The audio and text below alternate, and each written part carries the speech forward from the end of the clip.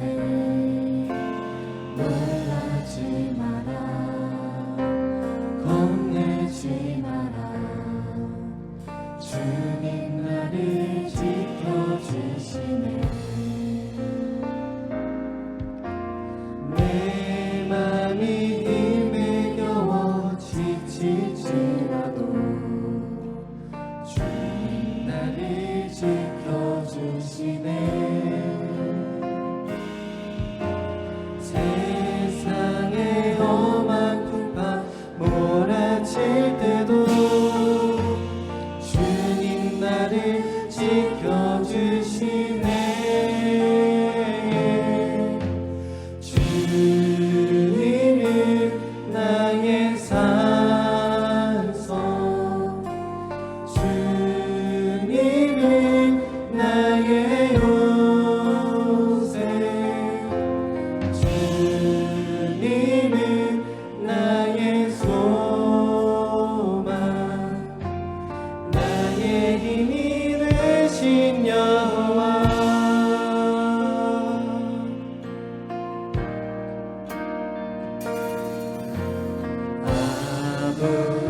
아무것도 두려워 말라. 주 나의 하나님이 지켜주시네. 놀라지 마라, 겁내지 마라. 주님 나를 지켜주시네. 내 맘이 힘에 겨워 지칠지라도 주님 나를 지켜주시네. 세상의 험한 풍파 몰아칠 때도 주님 나를 지켜주시네. 주님은 나의 산성, 주님은 나의 요새, 주님은 나의 소망, 나의 힘이 되신. 내 맘이 힘에 겨워, 내 맘이 힘에 겨워 지칠지라도 주님 나를 지켜주시네. 세상의 험한 풍파 몰아칠 때도 주님 나를 지켜주시네. 주님은 나의 산성, 주님은 나의 요새, 주님은 나의 소망, 나의 힘이 되신.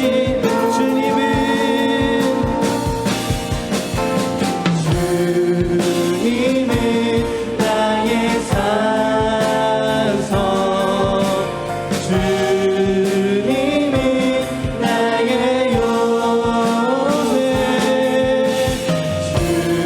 주님은 나의 소망, 나의 힘이 되신.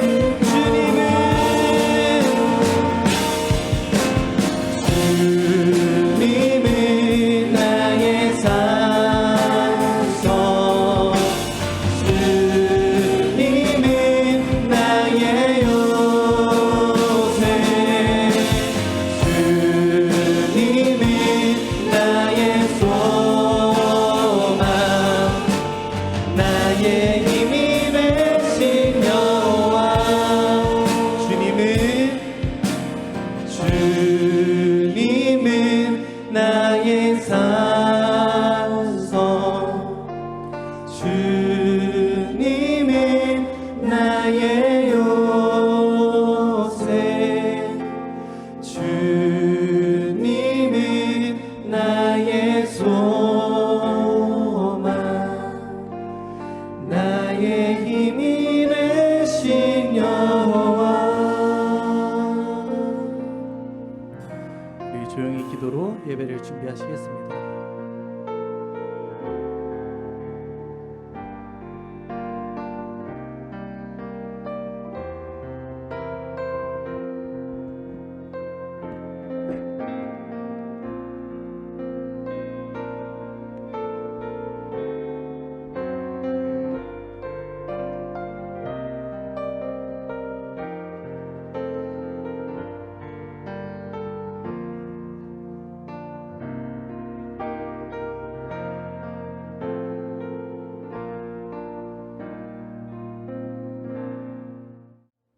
광고 드리겠습니다. 오후 프라이머십에 오신 우리 성도님들과 청년들 다시 한번 사랑하고 축복합니다.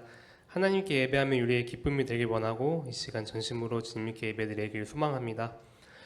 그리고 각자의 삶의 자리에서 우리 청년들 매일매일 큐티하면서 주님과 가까이 하며 살기를 바라겠습니다. 그리고 다음 주에 11월 생명의 삶 큐티책 나누어 드리겠습니다. 오늘 이대한 목사님 말씀 전하실 때 은혜 받는 시간 되시길 바라겠습니다. 오늘 함께 나눌 말씀은 스가랴 3장 1절에서부터 5절까지의 말씀입니다. 대제사장 여호수아는 여호와의 천사 앞에 섰고 사탄은 그의 오른쪽에 서서 그를 대적하는 것을 여호와께서 내게 보이시니라. 여호와께서 사탄에게 이르시되 사탄아 여호와께서 너를 책망하노라. 예루살렘을 택한 여호와께서 너를 책망하노라.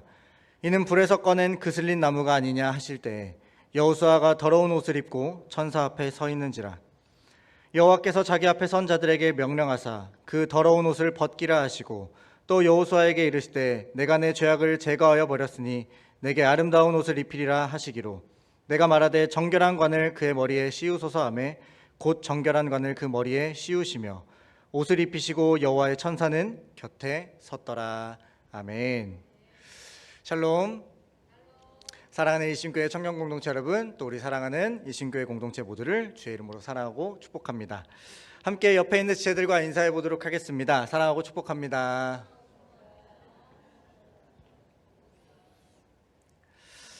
한 주간 내 삶의 많은 핑곗거리들, 또 합리화할 문제들을 하나님 앞에서 우선순위를 밀어두는 것이 아니라 돌아오라 말씀하시며 손 내미시는 그 하나님께 나아가셨을 줄 믿습니다.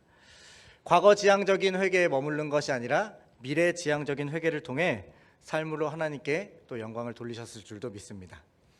오늘은 함께 스가랴 3장을 통해서 우리에게 정말로 필요한 말씀, 특히 청년의 때를 보내고 있는 우리 청년 공동체와 함께 신앙과 믿음이 흔들리는 상황들을 경험하게 될 때 하나님이 우리에게 무엇을 말씀하고 계시는지, 또 우리가 어떤 시선으로 바라봐야 하는지 함께 말씀을 나눠보려고 합니다. 스가랴라는 사람의 이름의 뜻은 여호와께서 기억하신다라는 뜻이었습니다. 유다 백성들은 하나님의 언약 백성임을 망각하고 죄악 가운데 거했습니다. 그리고 하나님의 말씀과 하나님의 뜻을 거듭해서 배신해 왔습니다. 하나님은 이 모습을 너무나도 불쌍히 여겨서 참 감사하게도 예언자들을 보내셔서 너희들 내게로 돌아오라, 회개하라 라고 경고의 메시지를 주셨지만 돌이키지 않았고 결국 성전은 파괴되었고 예루살렘은 멸망해서 포로로 끌려가는 형벌을 당하게 되었습니다. 이제 포로로 끌려가서 자신들의 죄악을 낱낱이 딱 마주하고 난 다음에 그들은 비로소 이제 회개의 눈물을 흘리기 시작했습니다. 그런데 하나님께서는 정말 신실하게도 이 백성들을 다시 기억해 주시고 선지자 예레미야를 통해서 내가 70년 후에 다시 돌아오게 해주겠다라는 약속의 말씀을 해주셨습니다. 페르시아 고레스 왕은 유다 백성에게 너희들이 이제 고향으로 돌아가서 성전을 재건하라 라는 명령을 조서로 내려줬습니다. 이 조서를 가지고 부푼 마음과 사명을 가지고 귀환한 사람들은 도착해서 부푼 마음은 있었지만 이내 곧 갈등과 분열, 생존에 대한 현실적인 문제들을 경험하면서 성전의 기초만 놓고 그 이후에는 다 멈춰버린 상태로 16년이라는 시간이 흘러가게 됩니다. 이에 하나님께서는 학개와 스가랴 두 선지자를 보내셔서 성전 재건을 독려하심과 함께 백성들의 영적 회복까지도 말씀해 주셨습니다. 오늘 스가랴 3장은 이 스가랴 1장 지난주에 나눴던 말씀 이후에 8개의 환상이 이어지는데 그 8개의 환상 중에 네 번째 환상에 해당하는 본문입니다. 이 네 번째 환상은 앞에 3개의 환상들이 나와져 있는데 이것과는 구별되는 특징이 있습니다. 첫 번째는 뜻을 풀이해주는 천사나 존재가 따로 없다라는 것입니다. 이전에 나왔던 3가지의 환상들에게는 스가랴가 이것이 무엇이냐에 대해서 묻게 된다면 그 물음에 대한 대답을 해주는 존재가 있었는데 이 네 번째 환상에는 그것을 해석해주는 이가 나와 있지 않습니다. 두 번째 특징은 앞선 3 환상은 내가 본즉 이란 말로 스가랴가 본 환상에 대해서 기록을 하고 있는데 오늘 네 번째 환상은 그냥 환상이 바로 시작이 됩니다. 그리고 스가랴가 직접 그 환상에 참여를 하고 그 환상의 얘기를 하게 되는 역할을 담당하고 있습니다. 세 번째 특징은 이 환상의 주인공이 있는데 실존했던 대제사장 여호수아라는 인물이 등장하게 됩니다. 앞에 지나왔던 3 환상들은 영적인 회복과 위로 이게 초점이 맞춰져 있었다면 오늘 네 번째 환상은 이제 포로로 귀환했던 유다 백성들이 마음속 깊숙이 감추어 두고 하나님 앞에 마주하고 싶지 않았던 문제들을 직면하게 하는 본문입니다. 이걸 왜 하나님께서 직면하게 하셨냐라고 하면 그걸 꺼내셔서 이스라엘 백성들을 책망하시고 꾸짖으려는 게 아니셨고 어떠한 외적인 상황, 내적인 상황에도 너희들 흔들리지 않는 믿음의 백성이 되라. 특히 사단의 세력, 그 공격에 무너지지 않는 하나님의 백성을 세우기 위함이셨습니다. 1절을 읽겠습니다. 대제사장 여호수아는 여호와의 천사 앞에 섰고 사탄은 그의 오른쪽에 서서 그를 대적하는 것을 여호와께서 내게 보이시니라. 아멘. 지금 스가랴가 환상을 장면을 기록하고 있는데 지금 천상의 법정 내용을 이제 말을 하고 있는 겁니다. 대제사장 여호수아가 섰고 그 앞에 사단이 그를 고발하고 그 옆에 여호와의 천사가 서 있는 장면입니다. 이 본문의 지금 주인공은 대제사장 여호수아인데 지금 나오는 이 여호수아는 우리가 잘 알고 있는 구약의 여호수아서의 그 주인공 여호수아가 아닙니다. 모세의 뒤를 이은 그 여호수아가 아니고요. 스룹바벨과 함께 1차 포로 귀환 공동체에 함께했던 정치 지도자였습니다. 이 여호수아에 대해서 학계, 에스라, 느헤미야에서 스룹바벨과 항상 함께 기록이 되고 있는데 늘 스룹바벨이 먼저 나오고 이 여호수아는 조금 스룹바벨의 그늘에 가려져 있다 보니까 조명이 조금 덜 되고 있었던 인물이긴 합니다. 그런데 오늘 본문에선 이 대제사장 여호수아가 중심의 인물, 단독으로 조명되고 있는 것입니다. 이 여호수아의 할아버지는 이름이 스라야였습니다. 열왕기상 25장에 보면 남유다 마지막 대제사장의 이름으로 이 스라야라는 인물이 나오는데 하맛 땅, 이제 바벨론으로 끌려가서 느부갓네살에게 죽임을 당했다라고 성경은 기록하고 있습니다. 이 스라야에게 아들이 딱 한 명 있었는데 그 이름은 여호사닥이라는 인물이었습니다. 이 사람에 대해서는 역대상 6장 15절에 여호사닥이 바벨론으로 끌려가서 포로 생활을 했다라고 기록을 하고 있습니다. 이 여호사닥이 이제 바벨론의 포로로 끌려가서 유배 생활을 하다가 아들 스가랴를 낳은 겁니다. 아들 여호수아를 낳게 된 것입니다. 즉 여호수아 가문은 예루살렘 성전 파괴와 회복, 이 역사적인 사건의 중심에 있던 가문이었습니다. 근데 지금 사탄이 여호수아에 대해서 뭐라고 하고 있습니까? 대제사장으로서 자격이 없다라는 것을 하나님 앞에 고발하는 검사가 되어서 대적으로 서 있는 법정의 모습을 하나님께서 스가랴에게 보여주셨다라는 것이 1절의 내용이었습니다. 이 사탄이 여호수아에 대한 고발한 내용은 3절이었습니다. 3절입니다. 여호수아가 더러운 옷을 입고 천사 앞에 서 있는지라. 아멘. 우리는 사탄을 유혹하는 자, 시험하는 자라고 생각하지만 원래 사탄의 본업은 비난하고 고발하고 우리를 대적하는 일을 합니다. 사탄은 거짓을 부풀려서 고발하기도 하지만 법정에선 검사의 역할로서 우리가 지었던 그 죄들을 명확하고 확실한 근거로 들이밀면서 낱낱이 고발하고 정죄합니다. 오늘 하나님 앞에서도 여호수아가 지금 더러운 옷을 입고 있다라고 고발하고 있습니다. 성경은 사탄에 대해서 이렇게 말하고 있습니다. 요한계시록 12장 9절에서부터 10절입니다. 큰 용이 내쫓기니 옛 뱀 곧 마귀라고도 하고 사탄이라고도 하며 온 천하를 꿰는 자라. 그가 땅으로 내쫓기니 그의 사자들도 그와 함께 내쫓기니라. 내가 또 들으니 하늘에 큰 음성이 있어 이르되 이제 우리 하나님의 구원과 능력과 나라와 또 그의 그리스도의 권세가 나타났으니 우리 형제들을 참소하던 자 곧 우리 하나님 앞에서 밤낮 참소하던 자가 쫓겨났고. 아멘. 사탄의 역할이 형제들을 밤낮으로 참소했다. 끊임없이 고발하는 사람이 바로 사탄이었다라고 성경은 분명하게 기록하고 있습니다. 지금 이거를 이스라엘 백성들에게 똑같이 적용해서 하나님 앞에 이 사탄은 지금 고발하고 있는 것입니다. 대제사장이란 인물은 이스라엘 백성들을 대신해서 유일하게 지성소에 들어갈 수 있는 사람, 인간으로서 유일하게 하나님을 마주하고 살아남을 수 있는 사람이었습니다. 그래서 큰 범위로 보면 대제사장은 예수 그리스도를 예표한다고 하지만 오늘 본문에선 조금 작은 의미인 이스라엘 백성 전체를 대신했다라고 봐야 합니다. 근데 이 사탄의 고발은 지금 여호수아란 대제사장과 개인과 이스라엘 백성 전체를 향한 비난이기도 하지만 여호수아를 대제사장에 임명하신 임명권자인 하나님에 대한 권위의 도전이었던 것입니다. 여호수아를 고발해서 재판에서 발가벗겨서 넘어뜨리는 것이야말로 하나님이 세우신 그 제사장의 권위를 넘어뜨리는 것이고 결국 하나님의 구원 계획을 부정하는 행위였습니다. 만약 이 고발로 인해서 하나님이 이 고발을 들으시고 이스라엘 민족에게서 대제사장의 직을 빼앗아 가보시면, 없애시면 희망과 미래가 백성들에게 있었을까요? 유일하게 하나님의 존전 앞에 나가서 하나님을 마주할 수 있는 그 대제사장이 없다라는 것은 이들에게 희망과 미래가 없다라는 것과 마찬가지였습니다. 그런데 사탄은 지금 대제사장이 자격 없는 더러운 옷을 입고 있다고, 하나님의 집을 더럽히는 자가 어떻게 하나님을 대신하고 하나님을 마주할 수 있냐, 이 백성을 대신할 수 있냐라고 하면서 하나님 앞에 고발하고 있는 것입니다. 여러분, 이스라엘이 지금까지 지었던 죄가 무엇입니까?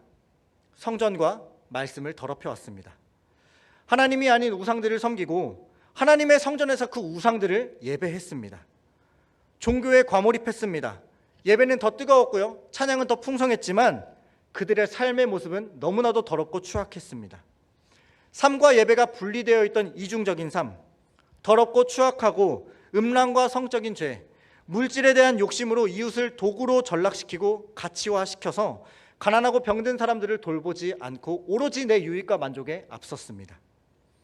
상상 이상의 범죄들을 하나님 앞에 뻔뻔하게 저지르면서 예배하면서 나는 괜찮다라고, 그리고 지금 우리나라가 너무나도 평화롭고 부를 누리고 있었고 나는 만족하면서 잘 살았기 때문에 예언자들의 멸망의 말씀이 선포된다 할지라도 그 말씀이 들리지 않았고 회개로 이어지지 않았던 것입니다.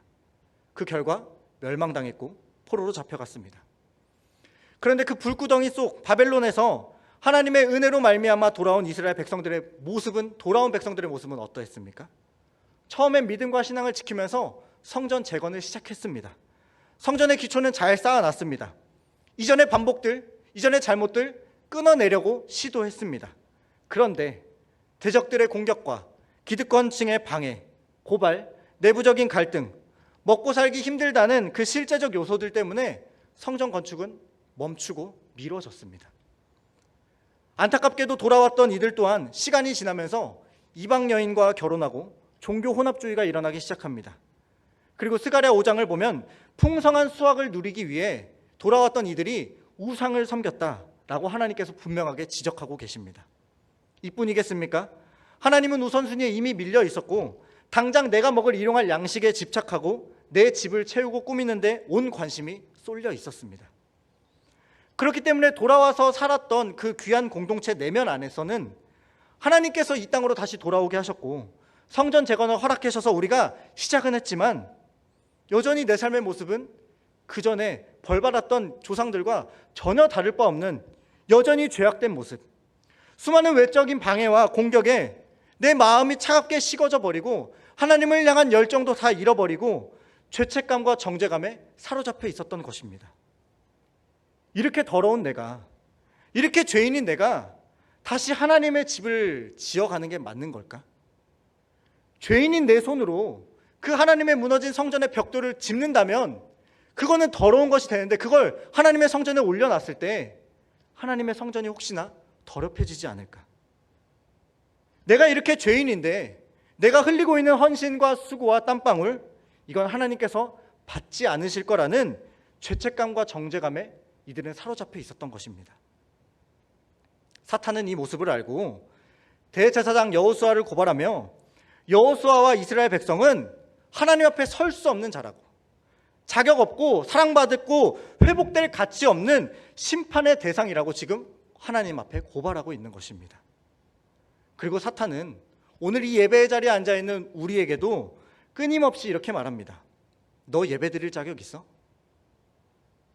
네가 드리는 예배 하나님께서 받으실까? 너처럼 교회의 모습과 삶의 모습이 이중적이고 추악하고 더러운 가면 쓴 모습 그대로를 숨기면서 살아가는 사람들이 어떻게 하나님의 자녀고 그리스도냐고. 특히 우리 청년의 때를 지나고 있는 사랑하는 청년들에게 사탄은 그 내면에 끊임없이 이렇게 외칩니다. 너 죄악 덩어리잖아. 널 위해 예수가 죽었다고 하는데 너 그따위로 살면서 어떻게 여기 나와서 뻔뻔하게 그 죄를 용서해달라고 하느냐. 네가 예배드리는 거 그거 하나님이 기뻐하지 않아. 네가 말씀을 읽기를 하냐, 기도를 하기를 하냐, 그 말씀에 대해서 실천하기를 하냐, 사랑을 하기를 하냐. 십자가 은혜는 너의 삶과 전혀 관련 없이 살아가면서 구원받은 성도는 그렇게 살아갈 수 없는데 너 지금 여기 와서 뭐 하고 있는 거야? 라고 사탄은 여러분의 내면 가운데 와서 매일매일 여러분의 양심을 흔들 겁니다. 네가 입고 있는 그 지금 더러운 옷, 그 옷으로 너 주변 사람들 물들이고 있지 않아? 너의 사랑하는 가족들, 친구들, 교회 공동체를 병들게 만들고 있고 지금 그런 모습인데 누가 너를 받아주겠어? 사단이 우리의 마음에 이런 질문들을 던져갈 때 객관적으로 나를 바라보게 되면 나 진짜 구원받은 게 맞은 걸까? 내가 하나님의 자녀로 살아가는 게 맞는 걸까?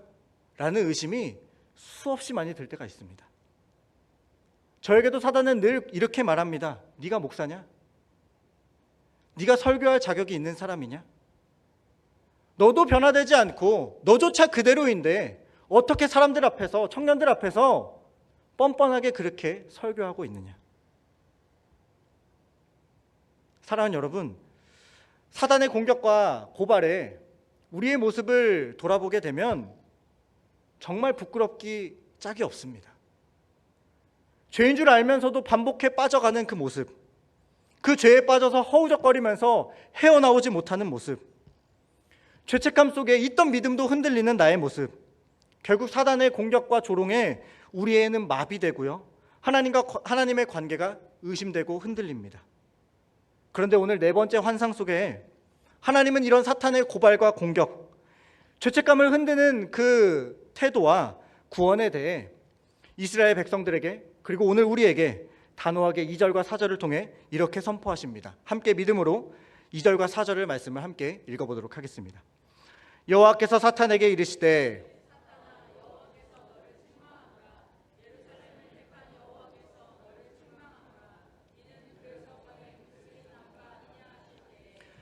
여호와께서 자기 앞에 선 자들에게 명령하사 그 더러운 옷을 벗기라 하시고 또 여호수아에게 이르시되 내가 내 죄악을 제거하여 버렸으니 내게 아름다운 옷을 입히리라 하시기로. 아멘. 하나님은 사단아 너를 책망한다 라고 아주 단호하고 분명하게 2번이나 반복해서 말씀하시면서 불에서 꺼내서 그슬린 나무가 이스라엘이 아니냐라고 말씀하십니다. 불에서 그슬린 나무는 바벨론 포로 생활을 하나님은 불구덩이로 보셨고 거기서 완벽하게 다 타서 재가 될 정도로 희망 없는 존재가 이스라엘이었지만 하나님은 그 불구덩이 속에서 이스라엘을 꺼내시기로 결정하셨다라는 말입니다. 사탄이 보기에는 객관적인 상황으로는 정죄받아 마땅하고 죄의식에 갇혀있는 우리 스스로 판단하기에도 그 불구덩이 속에 회복 가능성이 없어서 다 타서 죄가 돼야 될 존재가 마땅하지만 하나님은 그 뜨거운 불 속에서 잠깐 겉은 타서 그슬렸다 할지라도 그 내부는 아직 온전해서 내가 그것을 쓸 수 있다, 내가 그것을 회복시켜서 내 것으로 만들 수 있다라고 지금 선포하셨던 것입니다. 사랑하는 여러분, 우리는 죄로 인해 영원히 지옥불에 던져져서 죄가 될 인생, 아니요, 죄도 없이 그냥 남김없이 사라져버릴 인생, 죽음밖에 없는 절망의 인생이었습니다. 그러나 그 자리로 하나님은 예수 그리스도를 보내셔서 우리를 구원해 내셨습니다. 끄집어내시고 다시 살리시며 하나님의 자녀라는 지위를 우리에게 회복해 주셨습니다. 그렇기 때문에 우리가 살아가는 모습이 그슬린 나무 같을 수는 있습니다. 조금 파이고 조금 진하게 그슬리고 조금 깊이 그슬릴 수는 있지만 그 안은 여전히 하나님이 예수 그리스도로 말미암아 새롭게 하시고 온전케 하셨으니 이전 것은 지나갔으니 보라 새 것이 되었노라 선포하셨던 것입니다. 이것이 우리의 상태요 우리의 신분입니다.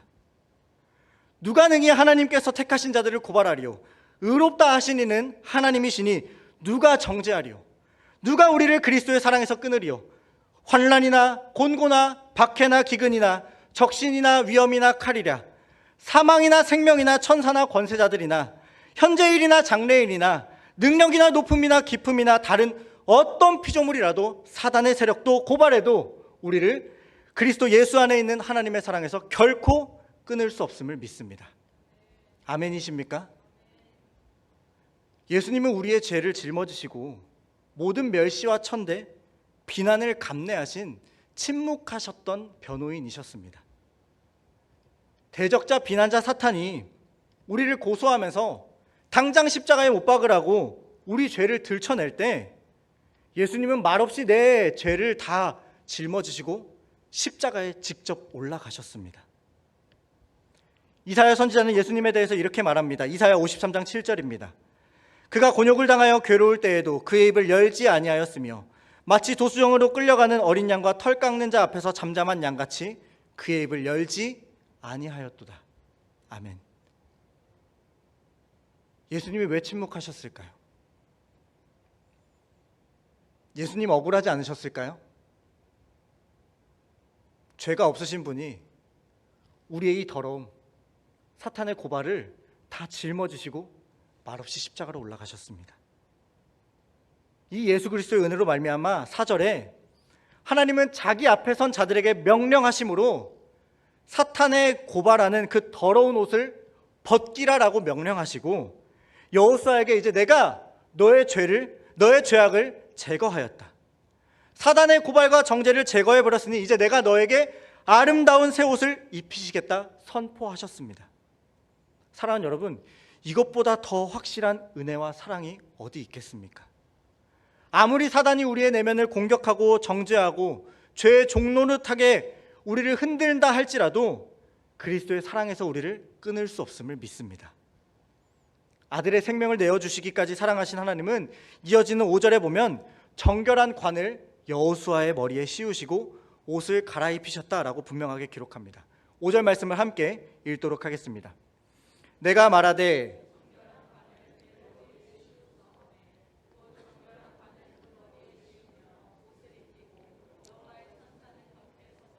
아멘. 사랑하는 청년 공동체 여러분, 사랑하는 이신 공동체 여러분, 우리의 삶을 돌이켜보면 객관적으로 사탄이 고발하고 정죄하듯 더러운 옷은 입은 자들입니다. 불구덩이 속에 지금 아무런 희망 없이 타고 있는 나무들로 우리의 삶은 살아가고 있습니다. 우리의 삶은 하나님 앞에서 참 연약하고 부끄럽고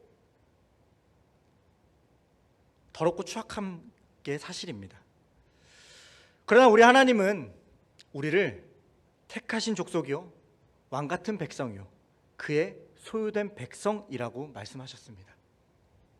비록 불에 잠깐 탔을지라도 완전히 타 죄가 되어 마땅한 존재들이지만 그 불 속에서 다 타기 전에 꺼내셔서 그 슬림을 가진 존재들을 우리의 흔적으로 삼게 하시고 구원해 주셔서 새로운 예수 그리스도라는 생명의 옷을 입혀주셨습니다. 이것은 변하지 않는 구원의 진리요 우리의 생명인 줄 믿습니다. 우리의 그을음이 내 몸의 흔적이 될 수 있고 그 모습 속에 과거 지향적인 회개에 매여 있다면 우리는 죄책감에 헤어나오지 못하고 사단의 고발 가운데 매번 넘어질 수밖에 없습니다. 그리고 이 그을음을 합리화하면서 죄의 길에 갈지라도 하나님은 나 용서해 주실 거야. 한번 구원해 주셨으니까 내가 언제든지 죄 지어도 나중에 회개하면 되지. 여러분, 이걸 면죄부로 삼지 않길 소망합니다. 특히 우리 사랑하는 청년 공동체 여러분, 내 그을음이 면죄부가 아닙니다. 사도 바울은 내 몸에 예수의 흔적이 있다라고 고백한 것처럼 하나님이 더 이상 정죄함 없이 예수 그리스도로 이전 것은 지나갔으니 보라 새 것이 되었노라 말씀하셨다면 우리의 새로운 내면은 예수 그리스도로 채워져야 하는 것이 맞습니다. 우리 하나님께서 선포하셨던 대로 미래지향적인 회개로 말미암아 매일매일 주어진 일상들에 하나님께로 돌아가는 역사가 우리의 삶에 일어나길 소망합니다. 로마서 8장 34절입니다. 누가 정죄하리요? 죽으실 뿐만 아니라 다시 살아나신 이는 그리스도 예수시니 그는 하나님 우편에 계신 자요 우리를 위하여 간구하시는 자신이라. 아멘. 예수님은 우리를 위해 몸소 죽으심으로 사랑의 완성을 보여주셨고 이제 사탄의 고발 앞에 우리를 위하여 간구하시며 우리에게 의의 면류관을 씌워주셨습니다. 이 측량할 수 없는 사랑을 기억하며 정죄의 인생, 죄에 매여있는 사탄의 지배와 공격에 쓰러지고 포기하는 인생이 아니라 예수 그리스도가 이기시고 승리하셨듯 그 승리에 동참하며 하나님의 전신갑주를 입고 세상을 넉넉히 이겨나가는 우리 사랑하는 일신공동체와 사랑하는 청년공동체 되길 간절히 소망합니다.